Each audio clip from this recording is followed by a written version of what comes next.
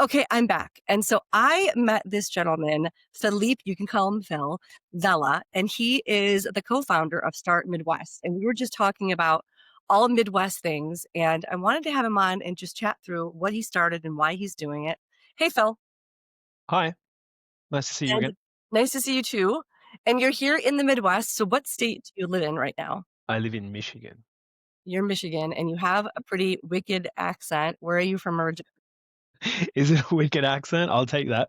Love it. I'm Australian. I'm from Australia, but I moved to the US from Europe. And so, and when we talked before, what was really intriguing about Phil's background is, I'm going to want to call you Philippe because, having a unique name, I love when Right? And I pronounce pronounced it correctly, if I recall. it, dude, you so did. I was really intrigued about, your experience because obviously you're here in Michigan and why we're talking about Midwest things, but I was also intrigued about your background and how you've done so much entrepreneurial things in different parts of the world. And as you mentioned, before you came stateside, you were in Europe. So would love to hear a bit of what you did in Europe before you decided to come over, hop the pond, and settle in the mitten. So specifically in Europe, I moved to the UK first. That was 2012, and I worked in media actually at the time. I worked Mhm. for eBay for a while, but since 2016, I've worked for myself. So you say entrepreneurial things is a good way to put it because I've never had a startup or anything, right? But I have worked for myself for quite a while. So the first thing I did, I then moved to France in 2016, and my dad is French, hence the Philippe named, so I'm dual national. In France, I started freelancing, and I got there as their startup ecosystem started to really take off. So there's a lot of reasons for that. Some of them policies, some of them kind of just natural impetus, a lot of connective tissue, a lot of storytelling, a lot of emphasizing why we're so good at being French and all this kind of thing. I just happened to get there at that time, and so I started freelancing, got some startup jobs. I had lived in the startup area of London as well, so I kind of was adjacent to that while I was working full time for other people. So I got there at really the right time, and then that became a business, which was a part-time CMO business. We call it a part-time CMO business. A lot of people say fractional CMO for early stage startups, which I started that business with a business partner who was like the CMO of a big French VC fund, and so he was like the French guy, and I was like the English speaking guy, and we had that for 5 years. So I did like 200 jobs. We had about 15 staff. We did some really good jobs with VC jobs as well. All kinds of really cool stuff. So that's kind of the background of before I got here, and I sold it in 2023. That's part of what led to the move. So you're in the Midwest and you're seeing all this movement and all this investment happening in the Mm, Midwest. And it's fun for mm. me. It's always fun for someone like me to see someone who is experiencing or seeing or educating themselves in all the stuff that's been happening in the Midwest. And so when I met you, I was so intrigued by the great idea that you have with looking at the Midwest. So tell us about Start Midwest and what your vision is, why you put it together, and what you'd like it to do. So I say I have this great idea. I mean, actually, it was serendipitous, right? It literally kind of like happened more than anything. I mean, obviously, you don't create this without intentionally doing it, but it did kind of happen. What happened was the experience in France was interesting because of the timing of it and what I just described before. And when I got to Michigan and I was like, I'm going to go and hang out, I'm going to go to a tech event, or I'm going to meet some people in, wherever the hell it was, and talking to them, and then managed to talk to some investors as well. The same conversation kept coming up, which was, we don't have enough early stage capital. We lose all our best talent to the coasts. Yep. Our Brain. biggest companies get bought up. And that's the same things people were saying in France. But the difference is in France, they're saying they're losing talent to the US, right? And they're getting companies bought up by American companies, or like, the maybe taking market share and stuff like that.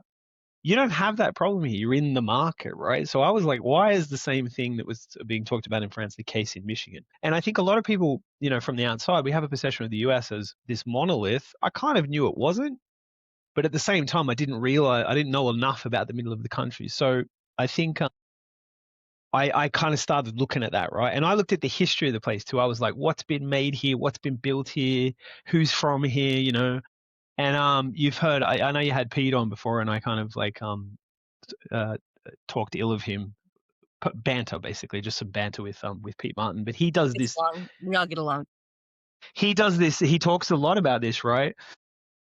and he has more data points than I do on it. But I was on the same path. I was trying to find all these things out because I found it really interesting. And then I also looked at some data on like the fundraising versus the economy. So I was like, what's the GDP and what's the fundraising level? And the only way to look at that and say, well, what does this number mean is to compare it to other places. So that's where I started looking at multiple states. So I did Michigan, no, I'll go back. Illinois, Indiana, Michigan, Minnesota, Ohio, and Wisconsin. And the reason I chose those six is I found a report by the Michigan Venture Capital Association, and they talked about the Great Lakes, and they used those six states. So I Yeah. said, if they're willing to choose those six, I'm going to choose those six because I'm not going to define what is the Midwest. It's not a real thing. It doesn't have a border, right? So I chose those six. I looked at each of them, GDP, fundraising, compared them to other states, compared them to other countries to see if like what is the measurement in other places. And so the one number I keep pulling up time and time again, and probably so long now that I'd have to double check, is that basically in 2024 the Midwest states as a collective were 30% of what they should be if they were Canada.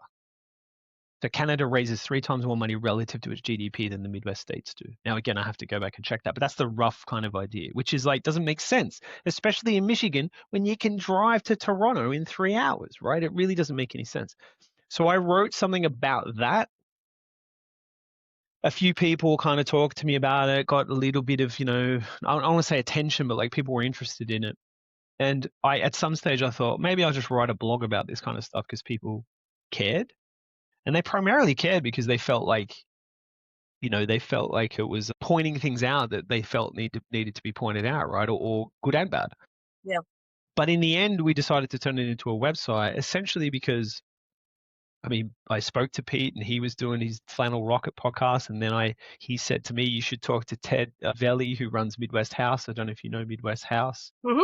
So he runs that, and then he's been running it for 10 years, and he has a lot of video content. And when I spoke to him, I'd met him before, but when we spoke about this and he looked at what I was doing, I was like, you know what, man, let's just do this together, right? You've already got an event series, right? He was talking about he wanted to do more content. And I said, well, why don't I take that, right, and we do it as a kind of a partnership? And that's basically what led to it. I'm kind of going full steam ahead. The parallel I'm looking for, right, that I first had in my brain was, man, like you said, brain drain. Folks in the Midwest, they get educated, they go to these great schools, and then they leave for the coasts, similar to the way actors and actresses might do that sort of thing as they leave too.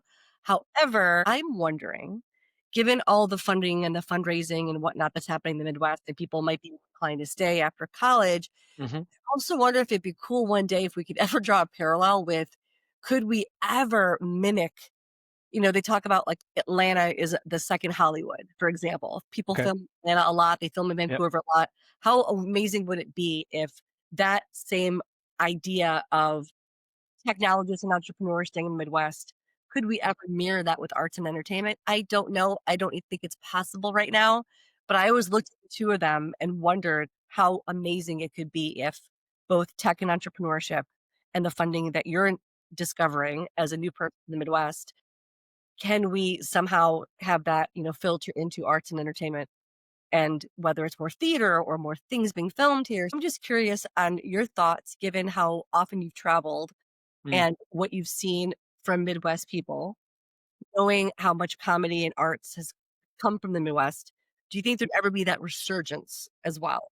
Was it ever you say resurgence? Was it ever a big place for it before? I mean, well, okay, let's take a step back, right? Let's think of Detroit only. Okay. Actually, no, I'll go a bit further. If we're talking about arts and entertainment, another thing I found interesting was that if you look at culturally what's come from Detroit in particular, right? I'm not saying other places don't have it, but I was only at the time interested in Detroit. So, like, obviously Motown, right? You have techno, right? Techno comes from Detroit. Even punk, Hmm. not the British punk, but the pre-period that Yes. became American punk was from Yes. here. MC5, Ann Arbor, Iggy Pop's from Ann Arbor. Madonna's from Detroit, Yes. right? Then I realized the other day, like when I was young, giving away my age slightly, it was a thing of it was either Michael Jackson or Prince, personally Prince, but whatever. But Michael Jackson is from Indiana and Prince is from Minnesota, right? You know what I mean? So like the 80s is like completely populated by these Midwest people that Right. I had no idea. I had no idea at the time, right? So you talk about arts and entertainment. It's always been a thing from here. I mean, obviously Kanye's from Chicago as well. There's loads and loads of people. I guess the reason why they leave though is the access to an audience, right, and production and stuff like that. So I never really thought about that. I will say that I don't think the funding isn't great. The funding isn't where it should be. I mean, the problem right now is the funding might change too, because I think there's a movement of like more revenue from less money because of AI. Mm. And generally, venture capital is going through a bit of a change. And it's not necessarily like if you spoke to anybody who raises money for the venture firm, so they obviously have people that give them funds to invest, it's a very difficult period. So I personally feel there will be a consolidation of venture funds, which means the funding number, the dollar value may not be the thing to look at in the very near future. So I guess my point is like the money that's going into it isn't amazing right now, and it may never get to the level of something that you think it should be. Like the Canadian example is a good one. It's never going to reach California. The California level is like, I can't think of the multiple, but it's ridiculous. Like it's crazy. It may reach a Canadian level, which would basically be 3 times bigger than it is now. And back to the French example, France increased its funding about 5 times between when I got there in 2017 and when I left in 2023. Now, So it's possible. when you say the funding isn't there, do you mean collectively as a region, or do you mean like in one particular? State by state and region. I mean, Illinois is vastly ahead of the others, which basically only means Chicago is vastly ahead of everywhere else. But Chicago even doesn't really rank nationally. There was a thing came out a couple of days ago. One of these software companies that said that Chicago was like ninth in the country. It's the third biggest city. Third biggest city in almost everything. Economically, Illinois is like a huge economy as well. Don't think it's going to filter through to the arts is what I'm saying, is because I don't think the level is there anyway. The question is whether it will ever reach it, and if it did, I think the arts can do a better job on its own. It'd be cool if there's a way that we can have other industries thriving in the Midwest that would trickle down from investment dollars. Well, so there's a lot of different strands to that, right? So number one, when I say the investment dollars aren't what they should be, they're not what they should be relative to the economy. So I don't think the startup area is the way to do it necessarily. When you talk about and the reason why is because the GDP is higher than the startup level. The relative number is like it should be higher because the economy is good. So there's a lot of industries here that do really, really well, right? A lot of people do really well and you never know, right? That's kind of my opinion, again, as an outsider.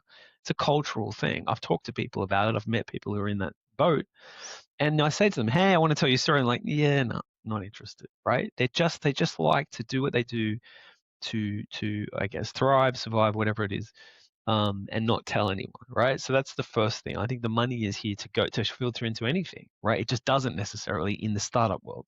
That's the first bit. Second bit is you talked about Duo. I mean, it could be anything, but I mean, I don't know if security is there's a particular epicenter of security here. It didn't happen like that right after the exit, because I think the exit is like 2017. An interesting example. So Doug's from, as far as I understand, he's from Maryland, Hmm. came here to the U of M, built the company, right? And then obviously sold it. I saw him first time I'd ever heard of who he was, right? I was at an event and he's talking, right? And so I didn't know the story. And he says when he sold it, people in the valley, because obviously it was bought by Cisco, people in the valley said, "Oh, what are you going to invest in now?" And people in Michigan said to him, when are you going to buy a boat?" Right? He told that story. So his whole thing was like the idea in the valley was that it does trickle down, and the idea in Michigan was like, now you've done well, you can just kind of like, enjoy it. That's a cultural thing as well. I'll tell you about in Europe, another thing that happened in these ecosystems was that they did create a flywheel of people investing in other people, right? 100% they did. That hasn't happened really here. And those people that I said before who have money haven't really invested it in the startups. Maybe they are investing in the arts. But there is another thing. I've always thought there's a parallel between the way movies are funded and the way startups are funded. Like, if you think of it like, let's think of a really big one, right? Let's think of like 100 million budget movie. How much do they need to make out of a 100 million budget movie to make money back? Right. Much. And in Hollywood, they can do it. They can make a way to do it. Like they'll, distribution. It used to be, DVDs and like soundtracks and all this stuff, right? They were literally always making their money back. right? At least making their money back. So it's I wouldn't say it's low risk, but like it is a financial machine. And if you think of the way they get funded, someone's got to go and find all this finance, right? Mhm. And create the thing and then promote it. It's similar. There's a lot of similarities. I find the analogy. There's an analogy there between the two industries. I don't know if it's still like that in entertainment, but with the guys buying up stuff, it's probably something to do with we need more content because there's so many channels, and a lot of these guys control forms of distribution. So they want the content for the distribution, essentially. That's the way I would look at it. I wouldn't look at it as anything more complicated than that. And then in some cases they control, data centers and supply of flow of information, and therefore they can make sure the streaming is like, more efficient. I mean, I'm completely talking out of my backside, but I think it's no more complicated than that. And so I agree with you in terms of you're closer to the numbers because you're studying all the 6 states at one time in terms of funding. Having moved back to Michigan, it is really, really cool to see how much movement, at least, and Yeah. excitement there with Yeah. you can make things and do things and people are investing in things. We'll see. To your point, I do think you're right that there's similarities with the way that entertainment's invested, people invest in entertainment and also within tech and startups. And do you think that the region has a collective all-in mentality, get on the same page and get her done? What's your take? So, well, it's great. It's a really, really good question with, again, a lot of strands to it. So, and again, this is my opinion based Sure. on what I can see in information and what I'm learning about these different states. And I mean, in some cases, let's be straight here. I've never even been to some of them. Like that's crazy that I'm doing this. Mind you, there's parts of Australia I haven't been to as well that many people here probably have. So, who knows? But I'm noticing differences between them in terms of what they fund. So I just did a story about the industries. So I broke down last 10 years what gets funded like by the industries. And the reason for that was to answer that question. Is there certain kind of emphasis in certain places? And the answer is yes. In places you wouldn't expect. So the number one thing that gets funded, number one category that gets funded in the whole country in I'll say VC investment, right, or early stage investment. Sorry, not even early stage. In startup investment, pre-IPO, basically everything that goes private, right, and not private equity is health. Yep. Number one, right? Not enterprise software. If you look at it by state, in California, it is enterprise software. It's literally the only place. But then in Massachusetts, it's health by it's 70% of funding or something like that. Crazy, right?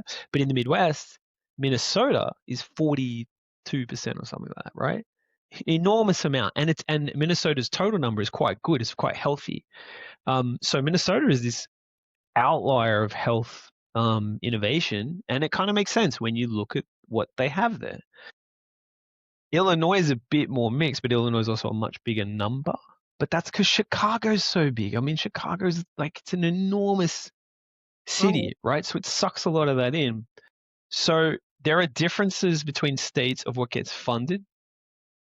That's historical. I think it's going to start to change because what they're realizing as well, you talked about Pritzker before. I mean, that state seems to have decided that they want to double down on quantum computing, which is not even a proven thing yet. Like there's still experimenting. Like it's not like they can go, we're just going to develop all this quantum computing. It doesn't work like that. But they've put a lot of state money into it. They've doubled down on it. I guess the belief is that if we can nail it, then we're going to attract all this other stuff, right? When you do stuff like that, when you do hard tech, you then have behind that data centers, and there's a lot of data centers being built in the Midwest because I'm of the so climate, all about data centers right now. right? Not for Okay. behind, but I'm obsessed with how many are being built. Yeah, exactly, right? Well, it's that, and then there's energy that needs to power the data centers, right? So you get this flow-on effect. And again, this is just my understanding from kind of seeing the stories, understanding what's going on. So you will find, I think, that each state in this region will kind of find its own niche, or maybe, I'm sure some of them will do the same thing. I mean, here it's manufacturing, and it's like robotics and automation and manufacturing stuff. It still needs data centers, it needs AI, right? So there's going to be some kind of like commonality, I think, across them. And then collectively, they don't have a reason to kind of collaborate. Like Indiana and Ohio don't have it. What's the reason? There is no reason, right? Well, It I is mean literally collab within the state. So I meant like across obviously states. well, I meant like I think collaboration across states would be wunderbar, but more Yeah, so but it's not like going to happen. No, it's not, and I don't expect it to. For Right. me, it's more so like your experience with, like what you mentioned, Illinois, Pritzker at the time when things were cooking startup-wise and people were getting funding. It was like Yeah. a whole state everyone was in. Wondering if you're seeing that across the 6 states whereby each state has its own, I'm talking from the capital, the governor, you know, the VCs, the Everyone's trying. Everyone's trying. And the thing, I think you're talking about 2021 in Illinois, right? So 2021, right? I'm sorry, 'cause That was the same everywhere in the world. yeah, well, yes, I'm thinking about my time at Orbitz because it was more so, yes, 2021. Actually, even before that, really, yeah, 1999, 2000, yes, like around the dot-com, well, there was a dot-com bust with, Yep. like, nuts.com and all those other things.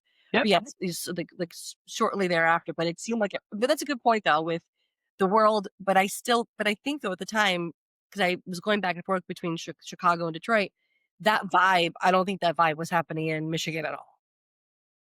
Probably No, not in the same way. So yeah, so when you look at the numbers, like Illinois again is like, it's like everything went up, Illinois went up more.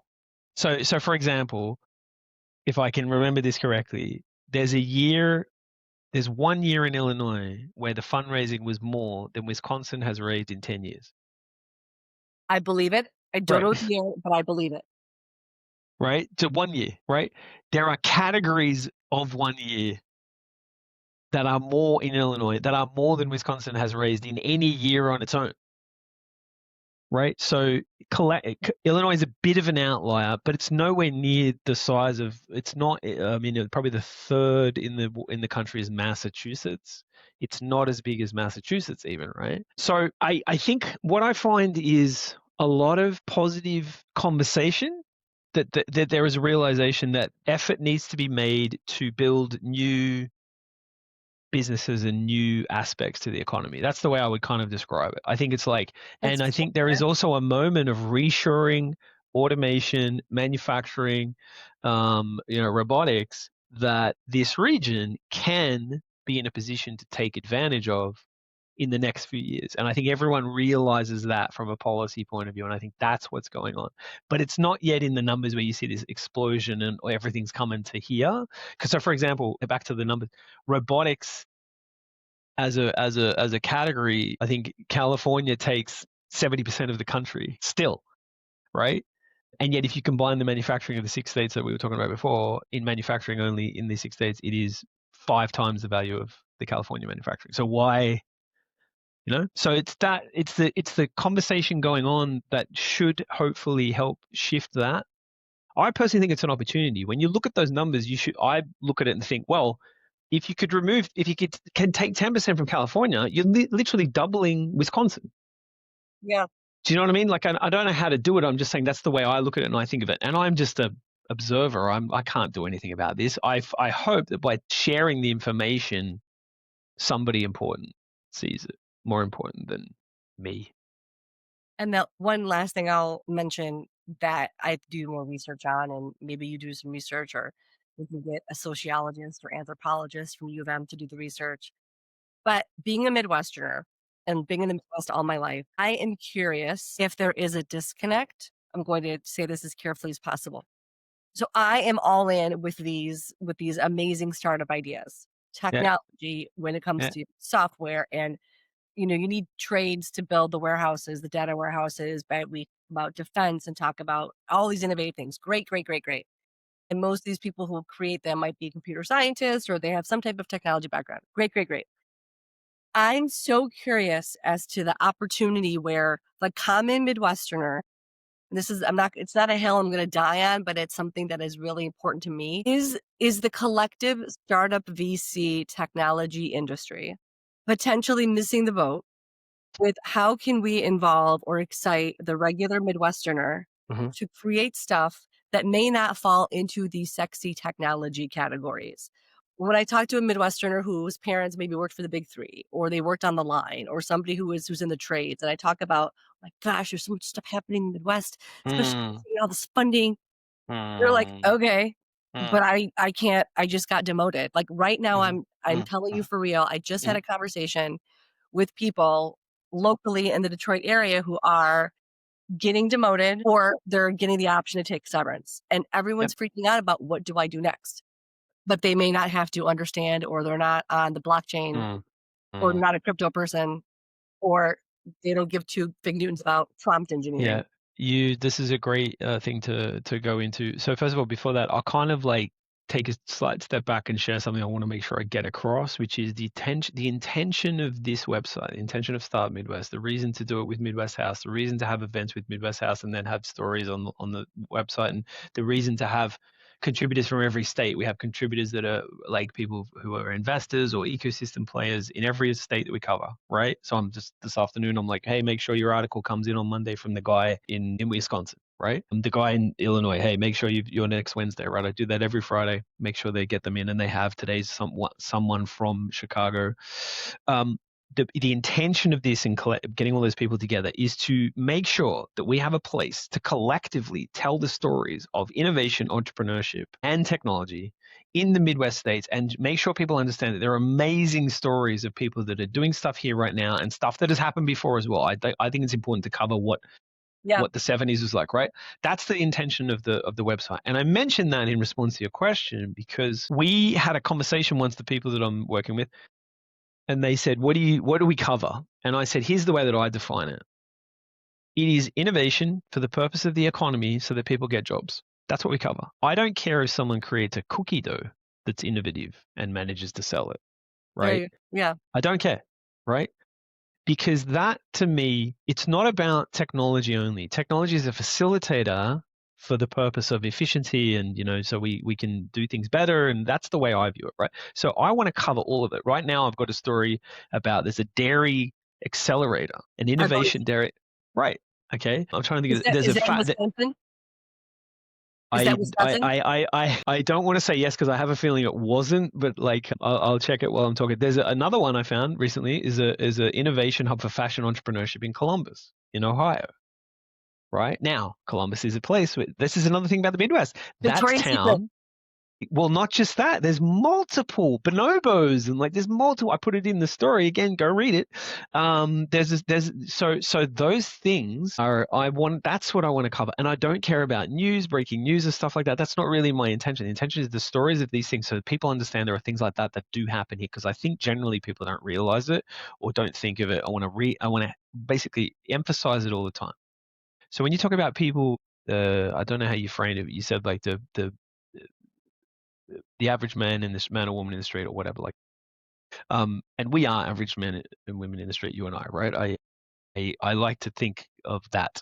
I like to think I am, and that I consider that, because another thing that I got me interested was, particularly in Michigan, was if you look at the different populations in this state, in this city. So for example, Detroit has the largest African American population of any, by percentage, of any major city in America.